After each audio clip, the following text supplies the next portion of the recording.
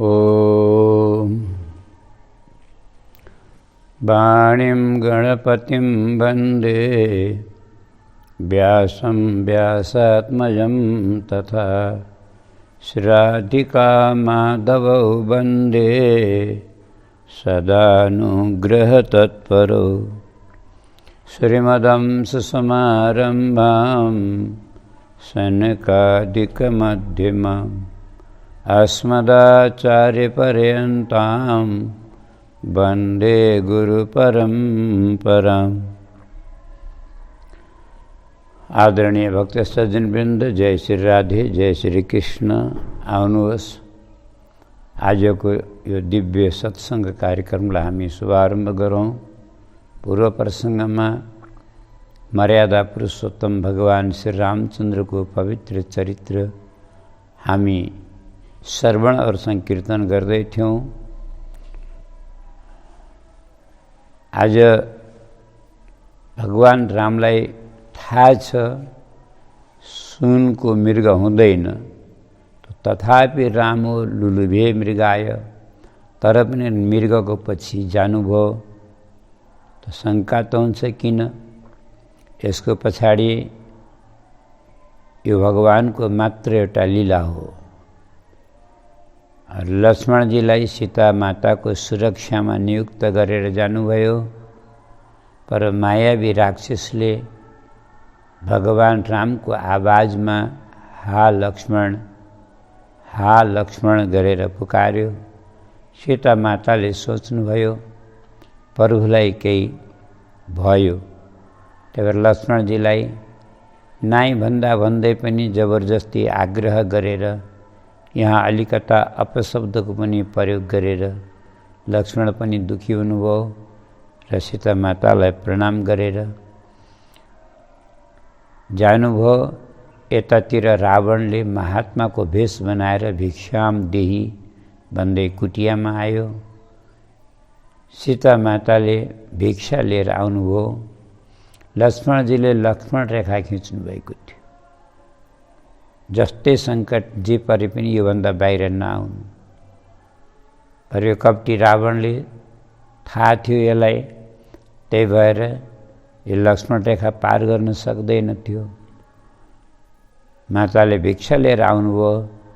यसले भनौँ भिक्षा दिने हो भने रेखाबाट बाहिर आएर देऊ, म यसरी भित्र बाहिर गरेको भिक्षा लिँदैन। अब सोझाले सबैलाई सोझै सोच्छ। माताको मनमा कोही पाप कपड थिएन, त रावण पनि त्यस्तै होला भन्ने ठाल्नुभयो। महात्मा त भगवानका रूप हुन्छन्, भिक्षा नदिइकन कसरी पठाउँ? जसै लक्ष्मण रेखा पार गर्नु उसले समात्यो हातमा र जबरजस्ती आफ्नो असली रूपमा आयो, लिएर गयो। सीताजी चिच्याउनु भयो, त्यहाँ कसले सुन्ने? परन्तु मार्गमा जटायुले सुने। जटायुले आफ्नो प्राणको बाजी राखेर सङ्घर्ष गरे रावणसित, परन्तु यो मायावी थियो, वरदान प्राप्त थियो, यसलाई जित्न सम्भव थिएन। त्यही भएर जटायुलाई घाइते बनाएर पङ्ख काटिदिएर सीताजीलाई लिएर यो अगाडि गयो। अगाडि किस्किन्दाको बाटो जाँदा सीता माताले आफ्नो गहनाको आभूषणको एउटा पोटली पोको बनाएर खसाइदिनु भयो। त्यो सुग्रीवले फेला पारेर राखे। यता लक्ष्मणजीलाई आएको देखेर रामजीले भन्नु, तिमी किन आऊ भाइ भन्दा यस्तो यस्तो भयो, पक्कै पनि कोही अनिष्ट हुनेवाला छ। फर्केर दौडेर दुई भाइ आउनुभयो। आउँदाखेरि त कुटियामा सीता माता हुनुहुन्न, उदास देख्नुभयो। अब रामजीले यहाँ धेरै विलाप गर्नुभएको छ। अब सुखदेव स्वामी भन्नुहुन्छ यो विलाप रामजीको हो या संसारको प्राणीको नक्कल हो या संसारका प्राणीलाई एउटा शिक्षा हो, चेतना हो, त्यो त भगवानको लीला भगवानलाई नै थाहा होला। तर सुखदेवजी भन्नुहुन्छ यसको समाधान गर्दै, त्रिसङ्गिनां गतिमिति प्रथयंसक चचार म ब्रह्म परमात्मा भएर पनि स्त्रीको सङ्गतमा यति दुखी छु भने संसारका प्राणीको के होला, आफै विचार गर्नु। र अस्तु जाँदा जाँदा जटायुलाई फेला पार्नुभयो। जटायु भगवानकै गोदीमा जटायुले प्राण त्याग गरे। यी वास्तवमा परम भाग्यशाली हुन्। परब्रह्म परमात्माका हातले यसको क्रियाकर्म अन्त्येष्टि गर्नुभयो। त्यसपछि भगवान अगाडि बढ्नुभयो। अगाडि एउटा कबन्ध नाम गरिएको राक्षस आयो। भगवानले त्यसको उद्धार गर्नु हो, त्यसले पुरा पता बतायो। त्यहाँबाट सुग्रीवको नगरीमा पुग्नुभयो। हनुमानजी परीक्षा गर्नको लागि आउनुहुन्छ ब्राह्मणको वेश बनाएर। परन्तु संवाद गर्दा गर्दै हनुमानजीले परिचय थाहा पाउनुहुन्छ र आफ्नो स्वरूपमा प्रकट हुनुहुन्छ और प्रार्थना गर्नुहुन्छ र सुग्रीवका पासमा लिएर जानुहुन्छ। आफ्नै काँधमा राखेर दुवै भाइलाई सुग्रीवका पासमा लिएर जानुहुन्छ र दुवैको मित्रता हुन्छ। सुग्रीवको र भगवान श्रीरामको मित्रता हुन्छ, मित लगाउनुहुन्छ।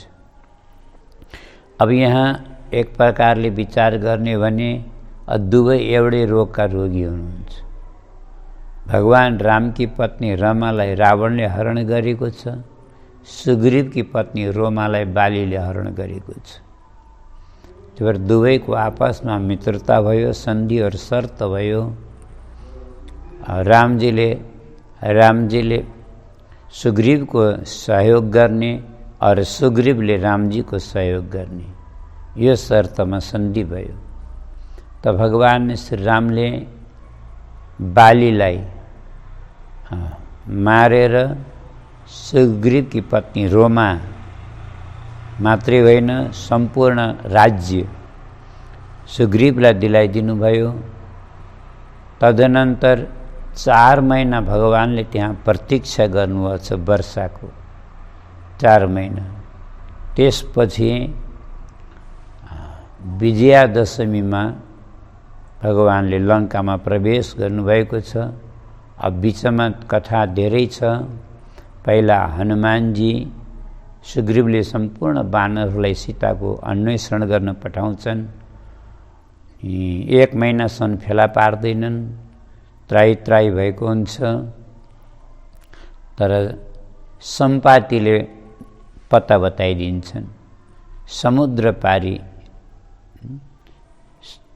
400 कोष टाढा लङ्काको अशोक वाटिकामा अशोकका रुखमुनि सीता माता बस्नुभएको छ।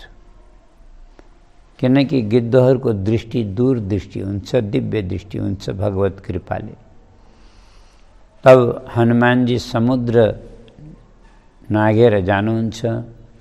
अशोक वाटिकामा सीतासँग भेट गर्नुहुन्छ। बाटोमा आएका विघ्न बाधालाई पार गर्दै जानुहुन्छ। भगवान श्री रामले दिएको मुद्रिका प्रदान गर्नुहुन्छ। तब सीता मातालाई विश्वास हुन्छ। सीताजीले पनि बदलामा आफ्नो चन्द्रिका प्रदान गर्नुहुन्छ। फर्केर आउँदाखेरि हनुमानजीले सीतासँग अनुमति माग्नुहुन्छ कि छुदा शान्त गरौँ, भोक लागेको छ, बगैँचामा फल फलेका छन्। सीता भन्नुहुन्छ बगैँचा त हनुमान यो त रावणको हो, मेरो नजरमा त यो संसारको सारा सम्पत्ति माता हजुरको हो, मलाई हजुरको आज्ञा भए पर्याप्त हुन्छ, पुग्छ। एउटा बहाना थियो आज्ञाको, त खानको पनि एउटा बहाना हो। हनुमानजीले वास्तवमा रावणको बलको अन्दाज गर्न खोज्नु, अनुमान लगाउन खोज्नु भएको छ। तो बगैँचा उजाड्नु हो, लड्नको लागि अङ्गरक्षक सैनिकहरू आए, ध्वस्त पारिदिनु हो। यहाँ तक कि रावणको पुत्र अक्षय कुमारको पनि वध गरिदिनु हो। मेघनाद आयो, इन्द्रजितले इन्द्रलाई जितेको हुनाले नामै इन्द्रजित भएको छ मेघनादको। ये आए। हनुमानजी हारेर बाँधिनु भएको होइन, परन्तु ब्रह्मपासको आदर गरेर, सम्मान गरेर, ब्रह्माजीको सम्मान गरेर। हनुमानजी वास्तवमा भन्यो भने रुद्रावतार हुनुहुन्छ। भगवान रुद्रलाई कसले हराउन सक्छ संसार? हारेर होइन, तर ब्रह्मपासको सम्मान गरेर आफै बाँधिनुभयो। रावणको दरबारमा हाजिरी गरे अनि दण्ड दिने कुरा आयो। यसले धेरै नोक्सान गरेको छ, यसलाई के दण्ड दिने? दूतको प्राणदण्ड दिन हुँदैन। के गर्ने त भन्दा विभीषणजीले सल्लाह दिनुभयो, पुच्छरमा आगो लगाइदिने। सबैलाई प्रस्ताव राम्रो लाग्यो। अब घिउ र कपडाको बन्दोबस्त भयो। पुच्छरमा घिउमा चोबेर कपडा लपेटेर बाँधिदियो, आगो लगाइदिए। हनुमानजी त वायुपुत्रलाई आगाले के गर्छ? रुद्रावतारलाई आगाले के गर्छ? बल्कि हनुमानजीले सम्पूर्ण लङ्का जलाइदिनु भयो। एउटा विभीषणको कुटिया बाहेक सम्पूर्ण लङ्का ध्वस्त भयो। आगो लाग्यो। आज फर्केर समुद्रमा छलाङ लगाउनु हो, आगो निभाउनु हो। चन्द्रिका लिएर हनुमानजी भगवान श्रीरामको पासमा पुग्नुभयो, सन्देश दिनुभयो। माताले भन्नुभएको छ, प्रभु 1 महिनाभित्र यदि लङ्कामा पुग्नु भएन भने सीताजीले भन्नुभएको छ, म जीवित म रहन्न। तुरुन्तै समुद्रमा पुल निर्माण भयो। नल नीलहरूलाई वरदान थियो। यिनीहरूले फालेका ढुङ्गा कहिले डुब्दैनथे। राम नाम लेख्दै फाल्दै गर्थे, आपसमा जोडिन्थे र उत्रन्थे। पुल तयार भयो। सम्पूर्ण वानरहरू यो पुलमा मार्गबाट, कोही जल मार्गबाट, कोही आकाश मार्गबाट लङ्कामा प्रवेश गरे। समुद्रको किनारमा आफ्नो पडाव शिविर लगाएर बसे। अब यता अङ्गदजीलाई दूत बनाएर भगवान रामले पठाउनु भएको छ। अङ्गदजीले गएर एउटा कुरा, अभिमानी व्यक्तिलाई राम्रो सल्लाह मन पर्दैन, उसका भित्र ज्ञानका कुरा घुस्दैनन् भनेको छ नि। यसणा जस्तै मदिराले भरिएको बोतलमा हामीले चाहेर पनि गङ्गाजल हाल्न सक्दैनौँ, त्यस्तै यसणाले भरिएको हृदयमा यो ज्ञान रूपी अमृत गङ्गाजल भित्र पस्दैन। किनकि जो अभिमान र आसक्तिले हृदय जसको लबालब भरिएको छ। अङ्गदजीले त बहुत राम्रो ज्ञानका कुरा सल्लाह दिनुभयो, केही लागेन। उहाँले आफ्नो चरण जबाउनु हो, तिमीहरू त्यति बलाभिमानी छौ भने मेरो चरण उठाएर देखाऊ। कसैले टसको मस गर्न सकेनन्। स्वयं रावण आएर झुकेको थियो। अङ्गदले आफ्नो चरण थुत्नुभयो। भन्नु, रावण मेरा चरणमा किन पर्छस्? चरणमै पर्ने हो भने रामजीका चरणमा पर्न, तेरो कल्याण होला। झुक्नु छ संसारको अगाडि कहिल्यै नझुक्नु, और झुक्नु छ भने रामजीको अगाडि झुक्नु, जीवनको कल्याण हुन्छ। चुनौती दिएर अङ्गदजी फर्केर आउनुभयो। अब राम रावणको युद्धको विस्तार नगरौँ। यस्तो युद्ध त संसारमा यो अद्वितीय युद्ध हो। राम रावणयोर युद्धम राम रावणयोरिव। राम और रावणको युद्धको तुलना अर्को कुनै युद्धले दिन सकिँदैन। यसको तुलना पनि राम रावणकै युद्ध हो।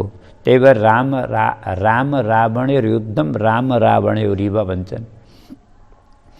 खेर सब संहार भयो।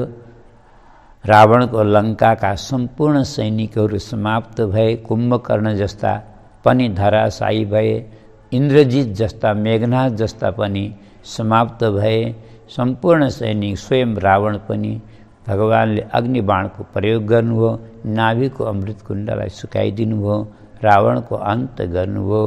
आज अशोक वाटिकामा जानुभयो। सीता वियोगले व्यथित हुनुहुन्थ्यो। आज रामजीको दर्शन गरेर गदगद हुनुभयो। चरणमा प्रणाम गर्नुभयो सीता मातालाई लिएर। अनि विभीषणलाई लङ्काको राजगद्दीमा तिलक गर्नुभयो। विभीषणलाई राजा बनाउनु। भगवान रामले सुनको लङ्का कोही लालच गर्नु भएन, कोही आफूले लोभ गर्नु भएन, अपितु रावणकै भाइ विभीषणलाई। यसको अर्थ, यसको तात्पर्य हामीले के बुझ्छौँ? भगवानले रावणलाई मार्नु भएको होइन, रावणको रावणत्वलाई मार्नु भएको। त्यसको घमण्डलाई मार्नुभएको, त्यसको अभिमानलाई, त्यसको अज्ञानलाई मार्नुभएको। रावणको त भगवानले कदर गर्नुहुन्छ। मूर्छित भएको बेलामा पनि, धराशायी भएको बेलामा पनि, मृत्युशय्यामा छटपटाएको बेलामा पनि रामजी त स्वयं रावणको चरणमा गएर बसेर ज्ञान लिनुहुन्छ। लक्ष्मणलाई ज्ञान लिन पठाउनुहुन्छ, आफूले पनि ज्ञान लिनुहुन्छ, आदर गर्नुहुन्छ। योभन्दा पहिले रामेश्वरममा भगवान शिव शङ्करको स्थापना गर्दाखेरि रावणलाई पुरोहित बनाएर रामेश्वरमको स्थापना भगवान श्रीरामले आफ्नो हातबाट गर्नुभएको छ। कल्पना गरौँ, उसको विद्वत्ताको कदर, उसको ज्ञानको कदर, उसको योग्यताको भगवान राम कदर गर्नुहुन्छ। परन्तु त्यसका भित्र जो अभिमान छ, जो राक्षसत्व छ, त्यसका भित्र जो अज्ञान छ, जो धर्म विरोधी विमुख भावना छ, त्यसको अन्त गर्नको लागि बाध्यता छ रावणको वध गर्नु। त्यही भएर भगवान श्रीरामले रावणको वध गर्नुभयो। अगर कुनै स्वार्थले र कपटले गरेको भए लङ्काको सम्पत्ति आफूले हत्याउनुहुन्थ्यो, आफैले कब्जा गर्नुहुन्थ्यो। नै, रावणकै भाइ विभीषणलाई गद्दीमा बसाउनु भएको छ। रावणका पत्नीहरू विलाप गर्छन्, कृतैसा विधवा लङ्का वयं च कुलनन्दन देह कृतोन्नम गृध्रणा महात्मा नरक हेतवे। अब यहीबाट त रावणकी मन्दोदरी आदि पत्नीबाट यो स्पष्ट हुन्छ कि भगवानले राम्रो गर्नुभएको रहेछ कि नराम्रो गर्नुभएको रहेछ। पत्नी, रावणका पत्नीले भन्दैछन् रावणलाई, हे स्वामी, तपाईँले काम वासनामा अन्धो भएर, काम वासनाको अधीन भएर तपाईँले शरीरलाई गिद्धको भोजन बनाउनु हो और आत्मालाई नरकको भागी बनाउनु हो। हामीलाई त विधवा बनाउनु भो, सो बनाउनु भो। स्वामित्वको अभावमा आज पुरै लङ्का विधवा भयो। हजुरको बिना पुरै लङ्का विधवा भयो। यो भाव के हो? यो सम्पूर्ण स्वयं रावणका पत्नी भन्छन् गल्ती रावणको हो। किनकि जो वासनाले अन्धो हुन्छ त्यो व्यक्ति ज्ञान शून्य हुन्छ। त्यो व्यक्तिले राम्रो काम गर्न जान्दैन, राम्रोलाई राम्रो देख्न सक्दैन। बस त्यसको त असत मार्गमा नै प्रवृत्ति हुन्छ। खेर अस्तु, अब भगवान श्रीरामले आज जसै सीता मातालाई लिएर विभीषणले पुष्पक विमानमा विदाई गरेका छन्, आफू पनि भगवान श्रीरामलाई पुर्याउन आएका छन्। तर पनि भगवान गङ्गाजीमा आएर तल उत्रेर केवटको नाउमा बसेर, नौकामा बसेर गङ्गा पार गर्नुभएको छ। पूर्व प्रसङ्गमा सुनेका थियौँ केवटको चाहना के थियो। केवटलाई पनि भगवानले उसको इच्छित वस्तु वरदान दिनुभएको छ र जसै राज्यमा अयोध्यामा प्रवेश गर्नुभएको छ, भरतजीले दौडेर आएर चरणमा साष्टाङ्ग प्रणाम गरेर भगवान श्रीरामको स्वागत र सत्कार गर्नुभएको छ। बाजा बजेका छन्, पुरै अयोध्यालाई सजाइएको छ। गुरु वशिष्ठ ब्राह्मण कुलहरूका साथमा आएर स्वस्ति वाचन गर्नुभएको छ। भगवान श्रीरामको अभिनन्दन भएको छ। आज सम्पूर्ण ब्राह्मणहरूलाई बोलाएर सविधि वशिष्ठ गुरुले आज रामजीलाई राजगद्दीमा अभिषेक गर्नुभएको छ। भगवान श्रीराम आज राजाको रूपमा विराजमान हुनुहुन्छ। श्रीरामको दरबारमा जानकी माता र रामजी गद्दीमा विराजमान हुनुहुन्छ। हनुमानजी चरणमा बस्नुभएको छ और 3 भाइ वरिपरि विराजमान हुनुहुन्छ। आज यस्तो सुन्दर रामजीको राजसभा सजिएको छ। यो सभालाई हामी प्रणाम गरौँ। भगवान रामले त्यसपछि विशाल यज्ञ गर्नुभयो, ठुला ठुला यज्ञ गर्नुभयो, ब्राह्मणहरूलाई विपुल दान दक्षिणा दिएर सन्तुष्ट गर्नुभयो, आफ्नैबाट आशीर्वाद। किनकि पर्याप्त दान दक्षिणा पाएपछि ब्राह्मणहरूलाई हात जोडेर गुरुजी आशीर्वाद दिनुहोस् भन्नु पर्दैन। जब ब्राह्मणको आत्मा प्रसन्न भएर गदगद हुन्छ त आशीर्वादको त्यसै वर्षा हुन्छ। अरू एउटा कुरा यो पनि हामीले बुझिराख्नुपर्छ, मुखले र मन्त्रले दिएको आशीर्वाद लाग्छ कि लाग्दैन भन्न सकिँदैन, ग्यारेन्टी छैन, सन्देह छ। परन्तु आत्मा गदगद भएर, जो अन्तरात्माबाट स्वतः प्रस्फुरित भएर जो आशीर्वचन निस्कन्छ त्यो निश्चित सफल सत्य हुन्छ, 100% सत्य हुन्छ। त्यही भएर यो भगवान रामले हामी सबैलाई एउटा शिक्षा दिनुभएको, आशीर्वाद माग्ने कुरा होइन। तपाईँले ब्राह्मणको सम्मान गर्नुहोस्, आशीर्वाद वर्षन्छ। और आशीर्वाद भगवान भन्नुहुन्छ व्यर्थ जाँदैन, ब्राह्मणहरूको आशीर्वाद व्यर्थ जाँदैन। खेर अस्तो सम्पूर्ण राज्य ब्राह्मणहरूलाई दान गरिदिनु। ब्राह्मणहरूले प्रसन्न भए, भगवान श्री रामको बडा सुन्दर स्तुति गरे। नमो ब्रह्मण्य देवाय रामाय कुण्ठमेधसे उत्तम श्लोक धुर्याय न्यस्त दण्डार्पिताङ्घ्रये। हे प्रभु, हजुर परम ब्रह्मण्य हुनुहुन्छ, अनन्त ज्ञानवान हुनुहुन्छ। हजुरको पवित्र कीर्ति छ। हजुरले आफ्नो शरणागत भक्तहरूमाथि असीम अनुग्रह अनुकम्पा गर्नुहुन्छ। यो हजुरको भक्तवत्सलता हो। भगवान श्रीरामले दिएको राज्य ब्राह्मणहरूले हात थापेर स्वीकार गरे र फेरि अनुरोध गरे, भगवान यो राज्य हजुरले हामीलाई दिनुभयो, हामीले स्वीकार गऱ्यौँ, हामी प्रसन्न छौँ, परन्तु राज्य गर्नु हाम्रो बसको कुरा छैन। हामी ब्राह्मण हौँ, हामीलाई आफ्नो ज्ञान ध्यान भजनबाट फुर्सद हुँदैन। राज्य गर्ने काम क्षत्रियको। त्यही भएर यो राज्य हाम्रो हो, हामी मान्छौँ, तर हामीले यो शासन गर्नुको लागि, सञ्चालन गर्नुको लागि, सुरक्षा गर्नुको लागि, प्रजाको पालन गर्नुको लागि हामी यो राज्य हजुरलाई सुम्पछौँ। ब्राह्मणले भगवानलाई सुम्पे। भगवान रामको राज्यमा सुखदेव स्वामी के भन्नुहुन्छ? नादि व्याधि जरा ग्लानि दुःख शोक भय क्लमा मृत्युस्थानी छता नासित रामे राजन्य धोक्ष जे। आदि व्याधि छैन। आदि भनेको मानसिक चिन्तालाई भन्छन्, व्याधि भनेको शारीरिक रोगलाई भन्छन्। न शारीरिक रोग छ, न मानसिक चिन्ता छ, और जरा छैन। रामजीको राज्यमा आश्चर्यको कुरा, कसैलाई बुढेसकाल आउँदैन, जरा छैन, ग्लानि छैन, दुःख छैन, शोक छैन, भय छैन, थकावट छैन, अनिच्छा मृत्यु हुँदैन कसैको। माने नचाहेसम्म, स्वयं नचाहेसम्म मृत्यु तक हुँदैन, यस्तो राज्य। त्यही भएर त यो इतिहास प्रसिद्ध राज्य भगवान रामको, त्यसको सबैले नाम राखेका छन् राम राज्य। राम राज्य। करपात्री स्वामीजी राम राज्य ल्याउन चाहनुहुन्थ्यो, सन्त महात्मा राम राज्य ल्याउन चाहन्छन्, परन्तु कलियुगका राक्षसहरू कहाँ राम राज्यलाई देख्न सक्छन्, कहाँ ल्याउन दिन्छन्? कहीँ पनि सम्भव हुँदैन, यो कलियुग हो। खेर त्यसपछि एउटा निमित्त हो, धोबीलाई निमित्त बनाएर सीता माताको रामजीले त्याग गर्नुभएको छ। सीता माता वाल्मीकि ऋषिका आश्रममा, हामी सबैलाई थाहा होला वाल्मीकि ऋषिको आश्रम कहाँ छ। हाम्रै नेपालको चितवन जिल्लाको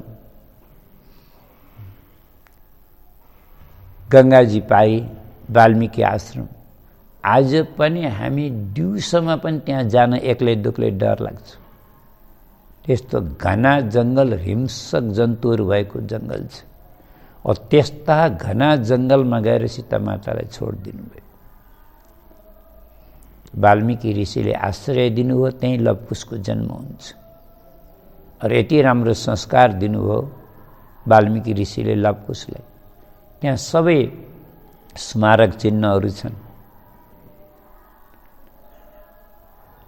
अश्वमेध यज्ञको घोडा बाँधेको ठाउँ, लवकुशले पढ्ने ठाउँ, सीता माताले पानी भर्ने इनार, यहाँ तक कि मसला पिस्ने सिलौटो आज पनि त्यहाँ देखाउँछन्।